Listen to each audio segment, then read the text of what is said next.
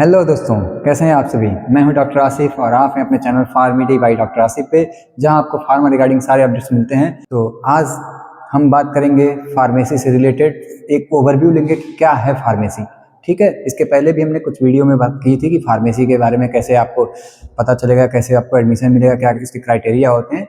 आज हम फार्मेसी का एक ओवरव्यू लेंगे, तो आइए चलते हैं, देखते हैं फार्मेसी क्या है। देखिए, इसमें हम क्या क्या आज कवर करेंगे इसके बारे में इस स्लाइड में दिया है। जैसे कि इंट्रोडक्शन देखेंगे फार्मेसी का क्या है, हु इज फार्मासिस्ट, फार्मासिस्ट आप किसको कहेंगे, इसके बारे में जानेंगे। डी फार्म के बारे में टोटली जानेंगे, ठीक है। और इसका सिलेबस क्या है बच्चों, सिलेबस के बारे में भी हम बात करेंगे। फिर स्कोप क्या है आपका फार्मेसी करने के बाद, यानी डी फार्म कंप्लीट करने के बाद आपका क्या क्या स्कोप्स हैं, फ्यूचर क्या है फार्मेसी में, और क्या क्या चैलेंजेस आपको देखने को मिल सकते हैं। इन सभी चीज़ों को आज हम इस वीडियो में क्लियर करेंगे। तो आइए नेक्स्ट देखते हैं। हाँ, इंट्रोडक्शन टू फार्मेसी।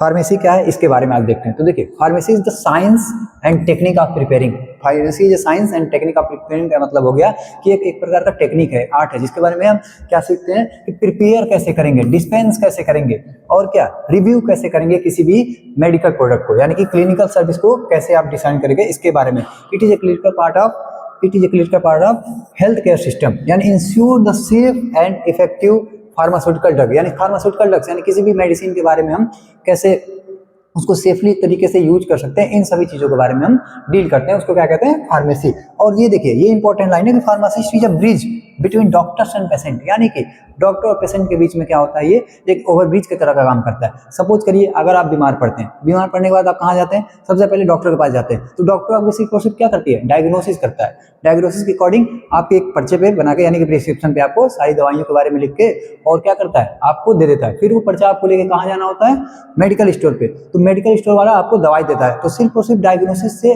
आपकी बीमारी ठीक नहीं हो सकती है, आपको उसके लिए क्या लेना पड़ेगा, दवा। और डॉक्टर दवा देने का काम नहीं करता है, जो दवा देता है वो कौन देता है, फार्मासिस्ट। तो यहाँ पे एक तरह का ये पेशेंट और डॉक्टर के बीच में क्या कर रहा है, ब्रिजिंग का काम कर रहा है। ब्रिजिंग यानी कि एक दोनों को जोड़ के रखने का काम कर रहा है कि आपको दवा लेना है, बीमारी को ठीक कराना, तो आपको पहले डॉक्टर के पास जाना पड़ेगा, फिर जाके आपको फार्मासिस्ट के पास जाना पड़ेगा, तो आगे आपकी बीमारी क्या हो जाएगी, ठीक हो जाएगी। तो ये दोनों के बीच में क्या है, एक इंटरलिंक है। तो वही बात कर रहा है कि एक तरह के ब्रिजिंग का काम करता है, जो आप मेडिसिन ले उसको प्रॉपर तरीके से यूज कर पाए।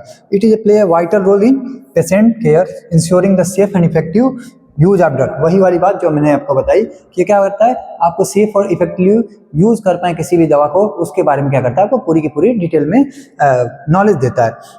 Pharmacist is A front line health care provider offering medical expertise, advice and promote public health, यानी कि पब्लिक हेल्थ को प्रमोट करने में इसका बहुत सारा रोल होता है कि आपको पब्लिक हेल्थ में कैसे दवाइयों को सेफ यूज करना है, कितने टाइम लेनी है, कैसी दवा को खानी है, इन सभी चीजों के बारे में आपको जो करता है, गाइड करने का, एडवाइस करने का काम करता है, ताकि आप दवा को प्रॉपर तरीके से यूज कर पाए मिनिमम साइड इफेक्ट के साथ साथ। तो ये होता है फार्मासिस्ट, ठीक है। फार्मेसी में ये सारी चीजों को आपको पढ़ना होता है। अब देखते हैं कि हु इज फार्मासिस्ट, यानी कि हम फार्मासिस्ट किसको कहेंगे, फार्मासिस्ट हम किसको कहेंगे। फार्मासिस्ट क्या होता है, जिसके बाद में फार्मा का नॉलेज होता है। देखिए, फार्मा फार्मा फार्मा फार्मा का मतलब होता है बच्चों मेडिसिन, यानी कि दवा कह सकते हैं आप। फार्मा यानी कि मेडिसिन या दवा, ये एक शब्द से मिलकर बना है, जिसको कहते हैं फार्मा कौन। फार्मा कौन शब्द से मिलकर बना है, जिसको कहते हैं मेडिसिन या दवा। तो इससे क्या करते हैं, मेडिसिन के बारे में जो पढ़ाई करता है उसको कहते हैं कि जिसके पास फार्मेसी का नॉलेज, उसको क्या कहते हैं, फार्मासिस्ट। तो ये हो गया फार्मासिस्ट है क्या। आइए देखते हैं क्या है फार्मासिस्ट। तो फार्मासिस्ट क्या है, pharmacist is a licensed health care professional who is trained to prepare and dispense medicine, यानी कि फार्मासिस्ट वो बंदा होता है, वो आदमी होता है जिसके बारे में दवा का क्या रहता है, एक्सपर्ट रहता है, जिसके पास वेल ट्रेंड रहता है। जब वो पढ़ाई कर लेता है, पढ़ाई करने के बाद उसके पास क्या हो जाती है, डिग्री हो जाती है, लाइसेंस हो जाता है, तब जाकर क्या हो जाता है, अपना रजिस्ट्रेशन कराता है। अभी बताएंगे हम कहाँ पे रजिस्ट्रेशन होता है। तो फिर रजिस्ट्रेशन कराता है, रजिस्ट्रेशन के बाद से वो क्या करते हैं, वो लाइसेंस हो जाता है। क्यों, क्योंकि उसके पास ट्रेनिंग है, उसके पास प्रिपेयर करने का, डिस्पेंस करने का मेडिसिन को प्रॉपर तरीके से उसको पता है, कोई एडवाइस कैसे कर सकता है, use and monitor of patient health. Patient health को मॉनिटर करने में भी फार्मासिस्ट का रोल होता है। उनकी क्या क्या रिस्पॉन्सिबिलिटी है, जैसे क्या, reviewing prescription for accuracy. Reviewing prescription for accuracy का मतलब हो गया बच्चों कि रिव्यू करता है किसी भी प्रिस्क्रिप्शन को, जो भी प्रिस्क्रिप्शन आता है उसको चेक करना कि सारी दवाइयां सही तरीके से लिखी है कि नहीं, डोजिंग सही लिखा कि नहीं, उस पर डेट पड़ा है कि नहीं, डॉक्टर का साइन है कि नहीं, इन सभी चीजों को प्रॉपर तरीके से चेक करने। कोई दवा ऐसी तो नहीं है जो एक साथ खाने में आपको दिक्कत हो सकती है, इन सभी चीजों को क्या करना, रिव्यू करना। इसी को कहते हैं प्रिस्क्रिप्शन रिव्यू या ऑडिटिंग का काम कर सकता है कि ड्रग की ऑडिट की जा रही है। Providing information about drug and interaction and side effect, वही वाली बात करें कि वो इन्फॉर्मेशन को आपको बताता है कि कौन कौन सी दवाइयों को आप एक साथ खा सकते हैं, कौन सी दवाइयों को एक साथ नहीं खा सकते हैं, इन सभी चीजों के बारे में वो आपको बताता है ताकि आप मिनिमम साइड इफेक्ट यानी कि कम से कम साइड इफेक्ट में सही तरीके से दवा का उपयोग कर सके। Offering immunization and health screening, immune system को मजबूत करने वाली या कि वैक्सीनेशन से रिलेटेड काम को करते हैं। तो जैसे आप गवर्नमेंट की बहुत सारी ऐसी चीजें हैं जिसमें आपको इम्यून सिस्टम यानी इम्यूनाइजेशन यानी कि वैक्सीनेशन की काम की जाती है, इनमें भी ये हेल्थ केयर सिस्टम में पार्टिसिपेट करके और पब्लिक हेल्थ को प्रमोट करता है। Guiding the patient on proper use of medicine, यानी ये सबसे मोस्ट इंपॉर्टेंट चीज यही होता है कि प्रॉपर यूज ऑफ मेडिसिन, आप सही दवाइयों को सही तरीके से कैसे यूज करेंगे, इन सभी चीजों के बारे में इसके बारे में।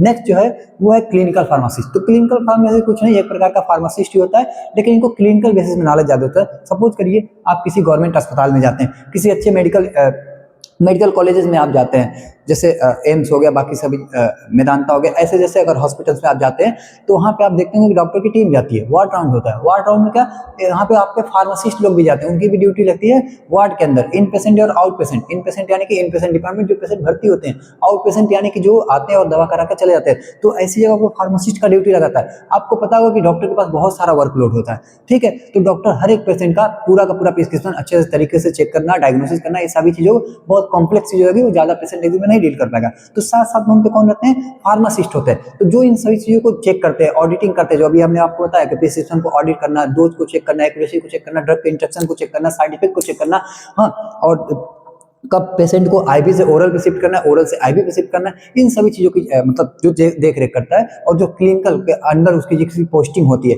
यानी कि क्लिनिकल पोस्टिंग होती है, और वो क्या करता है, वार्ड राउंड में जाके आपके सारे वार्ड राउंड को अटेंड करके और डॉक्टर के द्वारा लिखे हुए प्रिस्क्रिप्शन को चेक करता है, उसको कहते हैं क्लिनिकल फार्मासिस्ट। ये पेशेंट काउंसलिंग का भी काम करता है, एडीआर रिपोर्टिंग का भी काम करता है, फार्माकोविजिलेंस से रिलेटेड काम करता है, इनके बहुत सारे काम है। लेकिन यहाँ पे हम आपको सिंपल तरीके बताते हैं, तो जो हॉस्पिटल के अंदर, वो फार्मासिस्ट जो हॉस्पिटल के अंदर काम कर रहा हो और आपके मतलब मेडिसिन को सही तरीके से यूज करने के बारे में बताए, डॉक्टर के प्रिस्क्रिप्शन को ऑडिट करे, उनको कहते हैं क्लिनिकल फार्मासिस्ट। वही वाली बातें यहाँ पे आपको लिखी है कि वार्ड राउंड में पार्टिसिपेट करता है, एडजस्ट करता है मेडिसिन बेस्ड पेशेंट को, रेस्पॉन्स को, कि क्या रेस्पॉन्स आप जो भी दवाइयाँ चलाई गई हैं उन दवाइयों से पेशेंट को कितना फायदा हुआ, कितना नुकसान हुआ, कोई एलर्जी तो नहीं हुई, कोई साइड इफेक्ट नहीं है, इन सभी के बारे में क्या करता है, चेक करता है और आपको एजुकेट करके यानी कि पेशेंट की काउंसलिंग का भी काम करता है। अब बात कर लेते हैं कोर्स के बारे में, डी फार्म। तो जैसे कि आपको बताएं कि डी फार्म जो होता है ये क्या होता है, फाउंडेशन लेवल का डिप्लोमा लेवल का कोर्स होता है, यानी कि डिप्लोमा इन फार्मेसी का एक foundation level course. Foundation level मतलब सबसे बेसिक सा कोर्स। मतलब अगर आपको एक रजिस्टर्ड फार्मासिस्ट बनना है, अगर आपको एक रजिस्टर्ड फार्मासिस्ट बनना है,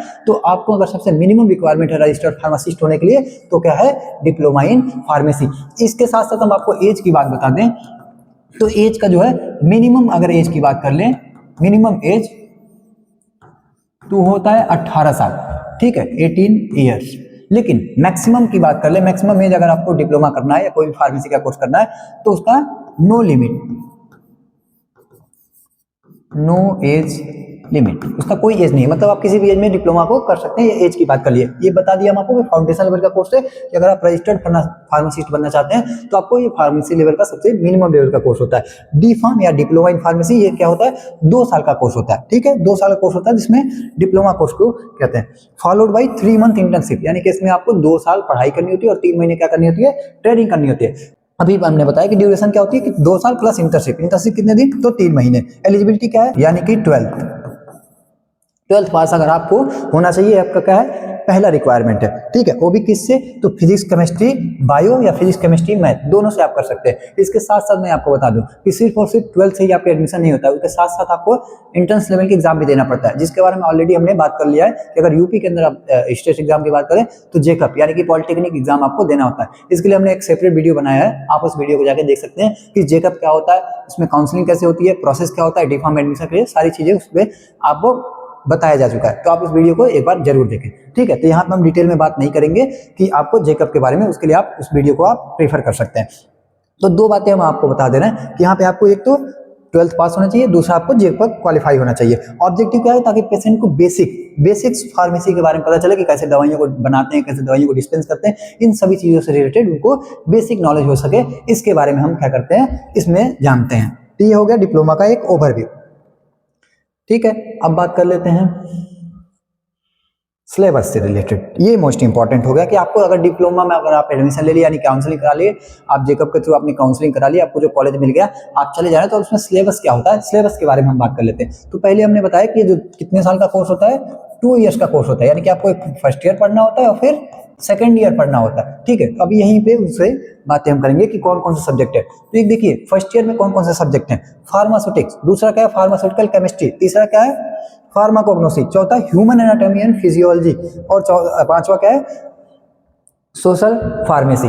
सेकेंड ईयर की बात कर ले, यानी कि आप फर्स्ट ईयर पास हो गए, कंप्लीट कर लिए, तो फिर सेकेंड ईयर की बात करें तो इसमें क्या आता है pharmacology, biochemistry and clinical pathology, pharmacotherapeutics, hospital and clinical pharmacy, community pharmacy and management, और लास्ट जो है फार्मेसी एथिक्स एंड लॉ के।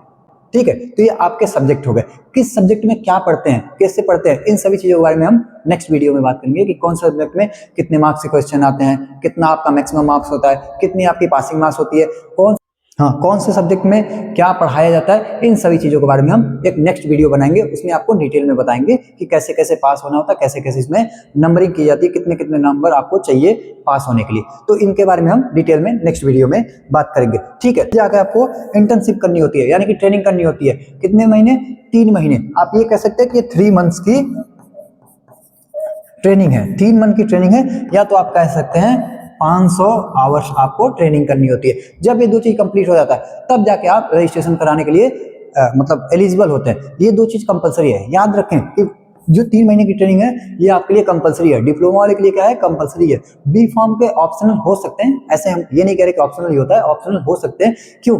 उसमें अपलोड कर भी सकते हैं, नहीं भी कर सकते हैं, मतलब हो या ना हो चल जाएगा, लेकिन यहाँ पे आपको कंपलसरी है। जब आप रजिस्ट्रेशन के लिए फॉर्म भरेंगे तो वहाँ पे इंटर्नशिप का सर्टिफिकेट आपसे मांगेगा ही मांगेगा, तो आपको देना है। तो इसलिए ट्रेनिंग भी क्या हो जाती है, कंपलसरी हो जाती है। ये हो गई आपकी सिलेबस और इंटर्नशिप से रिलेटेड बातें। नेक्स्ट बात कर लें कि स्कोप क्या है। मान लीजिए सपोज करिए आपने डिप्लोमा फर्स्ट ईयर पढ़ लिया, सेकंड ईयर पढ़ लिया, ट्रेनिंग कर लिया, आपने रजिस्ट्रेशन भी करा लिया, तो अब आपका स्कोप क्या है। तो यहाँ पे हम 2 चीजों में आपको बात करेंगे। एक क्या है कि फर्दर एजुकेशन, यानी कि आप डी फार्म करने के बाद दोबारा से और आप चाहते हैं सर मेरा डी फार्म से नहीं होगा, मैं और आगे कुछ करना चाहता हूं, मैं और आगे पढ़ाई को अपना कंप्लीट मतलब कंटिन्यू करना चाहता हूं, तो उसमें आपको क्या क्या चीजें, इसके बारे में हम बात करेंगे कि आप और उसके बाद फर्दर क्या क्या पढ़ाई कर सकते हैं। ठीक है, तो ये पहली बात हम आइए देख लेते हैं क्या क्या है कि फर्दर स्टडी, यानी कि अगर आप दोबारा से डिप्लोमा के बाद से भी अपनी पढ़ाई को कंटिन्यू रखना चाहते हैं, उससे रिलेटेड हम बातें करने जा रहे हैं। तो आफ्टर कंप्लीटिंग डी फार्म यानी कि diploma in pharmacy, student has several education option, job opportunity and competition exam से रिलेटेड चीजें हो सकती है। यहाँ पे हम बात करेंगे आपके एजुकेशन से रिलेटेड। तो पहला क्या है, B pharm, bachelor in pharmacy, ये है लेटरल एंट्री, इसमें आपको मिल जाता है। यानी कि जनरली अगर आप बात करें तो ये जो होता है 4 साल का कोर्स होता है। बी फार्म जो होता है वो कितने साल का कोर्स होता है, 4 इयर्स का कोर्स होता है सेमेस्टर वाइज। लेकिन अगर आप डिप्लोमा ऑलरेडी कंप्लीट कर चुके हैं, उसके बाद से आप बी फार्म करना चाहते हैं, तो अगर आप बी फार्म करना चाहते हैं तो आपको ये 3 साल का कोर्स रहता है, आपको डायरेक्ट सेकंड ईयर में लेटरल एंट्री के बेसिस पे एडमिशन मिल जाता है। इससे फायदा क्या है, it enables you to become registered pharmacist with more job opportunities and eligible for PG study, यानी कि आप आगे भी फर्दर एम फार्म भी करना चाहते हैं, आगे भी करना चाहते हैं, तो उसके लिए आपको बैचलर डिग्री कंपलसरी है। सिर्फ और सिर्फ डिप्लोमा से आप मास्टर नहीं कर सकते हैं, तो उसके लिए आपको बी फार्म करना पड़ेगा। तो आपके पास क्या हो जाएगी, जॉब की अपॉर्चुनिटीज बढ़ जाएंगी और क्या एलिजिबिलिटी फॉर पीजीआर हो जाएंगे। दूसरा क्या है, फॉर्म डी। फॉर्म डी यानी कि इसको कहते हैं डॉक्टर ऑफ फार्मेसी, यानी क्लिनिकल फार्मासिस्ट बनना हो तो आपको फॉर्म डी पे बेसिस फोकस रखना चाहिए। ड्यूरेशन क्या होता है, ये 6 साल का कोर्स होता है। लेकिन अगर आप बी फॉर्म ऑलरेडी कंप्लीट कर चुके हैं तो ये आपका जो है वो 3 साल का कोर्स होता है। आपको डायरेक्ट 4th ईयर में आपको एडमिशन मिल जाता है। 4th ईयर और 5th ईयर आपको पढ़ाई करनी होती है, 6th ईयर में आपको ट्रेनिंग करनी होती है, 6 साल बाद आपका कोर्स कंप्लीट हो जाता है। इससे कहते हैं ये क्लिनिकल फोकस्ड है। क्लिनिकल फोकस्ड यानी कि आपको हॉस्पिटल में जो बताए हैं कि जो हमने बात की थी कि जो हॉस्पिटल में क्लिनिकल फार्मासिस्ट का जो पोस्ट होता है, वार्ड राउंड में पार्टिसिपेट करना, एडीआर वगैरह रिपोर्ट करना, उनसे रिलेटेड ज्यादा फोकस ये करते हैं। और क्या क्या फायदा है इनकी, देखिए इंडिया में तो है ही, लेकिन अपॉर्चुनिटी इनकी जो है अदर कंट्री यानी कि कह सकते हैं आप फॉरेन कंट्री में इनकी अपॉर्चुनिटी बढ़ जाती है। सैलरी बहुत अच्छी होती है, जैसे यूएस, ऑस्ट्रेलिया और कनाडा में आपको जाना है तो इसके लिए अगर आप फॉर्म भी किए हैं तो इसकी बहुत ज्यादा बच्चों बेसिस है, इसका बहुत ही ज्यादा वहां पे महत्व है। आपको एक ऐसे डॉक्टर मतलब प्रिस्क्रिप्शन को चेक करना और सारी चीजों के लिए स्कोप मिल जाता है और आपकी सैलरी यहाँ पे बहुत ही अच्छी हो जाती है। ठीक है, एमबीए भी आप प्रीफर कर सकते हैं, एम फार्म भी आप प्रीफर कर सकते हैं। ये मास्टर लेवल का कोर्स है, इसके लिए मिनिमम आपको बी फार्म या फार्म डी जरूरी है, उसके बाद से ही आप एम फार्म कर सकते हैं। ठीक है, तो ये हो गई एजुकेशनल से रिलेटेड कि अगर आप आगे भी पढ़ाई करना चाहते हैं डिप्लोमा कंप्लीट करने के बाद से भी, तो ये सारे कोर्सेस हैं जो आप कर सकते हैं। लेकिन किसी को ये है कि सर हमने तो डिप्लोमा कर लिया वही बहुत है, अब इससे ज़्यादा हम नहीं पढ़ाई कर पाएंगे, मेरे लिए बस इतना ही काफ़ी था, मुझे सर आप जॉब का ऑप्शन बता दो कि अगर मैंने फार्मेसी कंप्लीट कर ली, हमने अपना रजिस्ट्रेशन करा लिया, तो क्या हम जॉब कर सकते हैं? तो बिल्कुल कर सकते हैं, बहुत सारे जॉब ऑप्शन हैं आपके पास। बाकी लोगों को ऐसे ही लगता है कि सर हमने तो फार्मेसी किया है, हम सिर्फ मेडिकल स्टोर ही चला सकते हैं, मेडिकल स्टोर ही खोल सकते हैं, लेकिन ऐसा नहीं है बच्चों। इसमें भी बहुत सारे अपॉर्चुनिटी आपके पास आती हैं, अभी हम उसमें से कुछ आपको बता रहे हैं। ठीक है, तो आइए नेक्स्ट हम बात कर लेते हैं कि अगर आप पढ़ाई करना चाहते हैं तो इसके ऊपर जा सकते हैं, अगर आप नेक्स्ट पढ़ाई नहीं करना चाहते हैं तो आपके पास कैरियर अपॉर्चुनिटीज क्या क्या हैं इसके बारे में बात कर लेते हैं। अगर आप फार्मेसी कंप्लीट किए हैं तो देखिए, जॉब अपॉर्चुनिटीज की बात कर ले तो गवर्नमेंट सेक्टर में भी आपके बहुत सारे जॉब निकलते रहते हैं, जैसे pharmacist in government hospital, state level पे भी सेंट्रल लेवल पे भी वैकेंसीज आती रहती हैं। फिर रेलवे के अंदर, ESIC के अंदर, इंडियन आर्मी, CRPF, BSF के अंदर भी आती है। पब्लिक हेल्थ सेंसर यानी PSC, CSC, डिस्ट्रिक्ट हॉस्पिटल, इसके अंदर भी आपके पास जॉब आती है। मेडिकल कॉलेजेस के अंदर भी आपके एज ए फार्मासिस्ट ज्वाइनिंग के लिए होती है। मेडिकल स्टोर इंस्पेक्टर यानी कि आप कह सकते हैं ड्रग इंस्पेक्टर, लेकिन इसके लिए क्या है कि फर्दर आपको स्टडी करनी पड़ती है, एक्सपीरियंस मांगता है, मिनिमम 18 मंथ का आपको एक्सपीरियंस लेना पड़ेगा, प्लस क्या कहते हैं ये इसके लिए मिनिमम एलिजिबिलिटी जो है वो बी फार्म है, यानी कि आप बी फार्म है तभी इस फॉर्म को फिल कर सकते हैं, डिप्लोमा वाले इस फॉर्म को नहीं फिल कर सकते। तो ये हो गया आपको DI और ड्रग कंट्रोल से रिलेटेड, ये भी एक गवर्नमेंट लेवल का जॉब है, इसमें तो आपको पे लेवल बहुत ही टफ होता है। ड्रग इंस्पेक्टर हम बता दें वही होते हैं जो आपके मेडिकल स्टोर की जो चेकिंग करते हैं, दवाइयों की जो चेकिंग करते हैं हॉस्पिटल के अंदर या किसी भी अस्पताल के अंदर, जो ड्रग से रिलेटेड यानी मेडिकल फील्ड से रिलेटेड जो भी दवाइयाँ होती हैं उसकी सैंपल को लेना, जाँच करना, और कोई भी गलती पाई जाए तो उसको सीज कर देने तक की पावर इनके पास होती है, वो होते हैं ड्रग कंट्रोलर या ड्रग इंस्पेक्टर। ठीक है, तो इसके अंदर भी आपके जॉब आते हैं। नेक्स्ट बात कर ले गवर्नमेंट के अलावा तो प्राइवेट सेक्टर पे जाओ, प्राइवेट सेक्टर के जाओ जैसे रिटेल फार्मेसी, जो आप हमेशा आप मतलब बहुत बेहतर तरीके से जानते हैं, जो आप प्रीफर करके रखते हैं कि चलो फार्मेसी कर लो, अपना खुद का मेडिकल स्टोर खोल सकते हैं, तो आप एक रिटेल फार्मेसी खोल सकते हैं, होलसेल फार्मेसी खोल सकते हैं, किसी अन्य फार्मेसी है तो उसके अंदर जॉब करना है तो उसके अंदर आप जॉब से रिलेटेड भी अपना काम कर सकते हैं। हॉस्पिटल फार्मासिस्ट, प्रोडक्शन से रिलेटेड, प्रोडक्शन की यानी बात कर ले कि हम इंडस्ट्रियल प्रोडक्शन यानी दवाइयों को बनाने की बात कर रहे हैं, प्रोडक्शन, उसमें बहुत सारे जॉब आते हैं। अगर प्रोडक्शन के अंदर फार्मा कंपनी के अंदर की बात कर ले तो आपको production, quality control, quality assurance, हाँ, पैकेजिंग, बहुत सारे अलग अलग सेक्टर में आपको जॉब मिलते हैं। प्रोडक्शन यानी कि दवाइयों को बनाना, उसको वो करना। ठीक है, क्वालिटी कंट्रोल मतलब दवाइयों को चेक करना कि सही तरीके से सारी मात्रा में दवाइयाँ पड़ी हैं कि नहीं, उसको मतलब रॉ मटेरियल जो भी लगेंगे दवाइयों को बनाने में वो सारी अवेलेबल है कि नहीं, बनने के बाद दवाइयों की चेकिंग, पैकेजिंग सही हुआ है कि नहीं, लेबलिंग सही हुआ है कि नहीं, बाकी उससे रिलेटेड जो भी चीज़ है इनकी चेकिंग, पैकेजिंग करने के उससे भी आपको मतलब इसमें बहुत सारे, इस सेक्टर में बहुत सारे जॉब्स आते हैं, अलग अलग यूनिट में आपके लग सकते हैं। तो ये फार्मा कंपनी की बात हो गई। MR की बात, मेडिकल रिप्रेजेंटेटिव, यानी कि बहुत सारी कंपनी अपने MR रखे रहते हैं जो क्या करते हैं दवाइयों को सेलिंग करते हैं डॉक्टर से मिलकर डिस्क्राइब करके। अब बात कर ले नेक्स्ट क्वालिटी कंट्रोल, क्वालिटेशन, ये इसी के अंदर क्या आ जाता है, जो प्रोडक्शन आपके बताए थे उसी के अंदर। Pharma assistant in private clinic, ये हो सकता है। बाकी सेल्फ में अभी आपको एक ऊपर बताई दी है कि ओपन और ओन फार्मेसी यानी अपना खुद का मेडिकल स्टोर खोल लेना, स्टार्ट है होलसेल, अपना खुद का होलसेल की दुकान खोल लेना। तो ये सब सारे क्या हो गए आपके जॉब अपॉर्चुनिटीज हो गए। और बात कर ले तो फार्मा सेल्स, उसी सब चीजों को यहाँ पे हम एक चार्ट के फॉर्म में बता दिए, जैसे फार्मा सेल हो गया, product management, regulatory affair, regulatory यानी कि गवर्नमेंट जॉब्स, जैसे PCI के मेंबर बन जाना, PCI के अंदर काम करना, drug controller, drug inspector, drug commissioner, इससे रिलेटेड सारे जॉब्स ये हो जाते हैं आपके रेगुलेटरी में। CDSCA में काम करना, CSIR में काम करना, ये सारे आपके रेगुलेटरी में आ जाएंगे। प्रोडक्शन मैनेजमेंट, प्रोडक्शन की बात अभी हमने आपसे की। क्वालिटी कंट्रोल, क्वालिटी इंश्योरेंस, ये इंडस्ट्री के अंदर आ जाएगा। हाइयर स्टडी जैसे B pharm, M pharm, pharm D आपको कल M फार्म कर लेना।